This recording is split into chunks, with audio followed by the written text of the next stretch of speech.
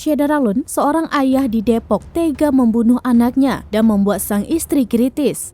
Sebelum kejadian tersebut, sang pelaku, Rizky Noviandi Ahmad, berusia 31 tahun, ternyata nyaris membuat para tetangganya kena musibah. Hal itu diungkapkan oleh salah satu tetangga Rizky. Rizky secara beringas menyerang istri dan anaknya di rumah mereka di Pondok Jati Jajar, RT 3 RW 8, Jati Jajar, Tapos, Kota Depok, Jawa Barat pada Selasa 1 November 2022 menggunakan golok. Akibat kejadian itu, putri sulungnya tewas dan sang istri hingga kini masih kritis. Adapun aksi sadis Rizky itu didengar oleh para tetangganya, salah satunya oleh Misan. Misan yang saat kejadian itu baru pulang dari pasar langsung masuk ke rumah Rizky saat mendengar ada teriakan minta tolong.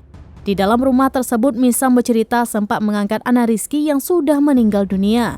Misan juga sempat mengira istri Rizky, yakni Nila Islamia, berusia 31 tahun sudah meninggal dunia, tapi tidak lama ia mendengar suara lirih dari korban. Warga langsung membawa istri pelaku ke rumah sakit untuk mendapatkan perawatan. Misan mengatakan bahwa pelaku dan istrinya memang sering cekcok dan bertengkar. Aksi nekat pelaku ke korban pun sudah diketahui oleh warga sekitar. Seperti beberapa pekan lalu, pelaku nekat membakar kasur di dalam rumahnya. Beruntung api tidak sampai membesar dan membakar rumah Rizky dan para tetangga. Kabar terbaru, pelaku dijemput langsung oleh pihak kepolisian dan sudah diamankan.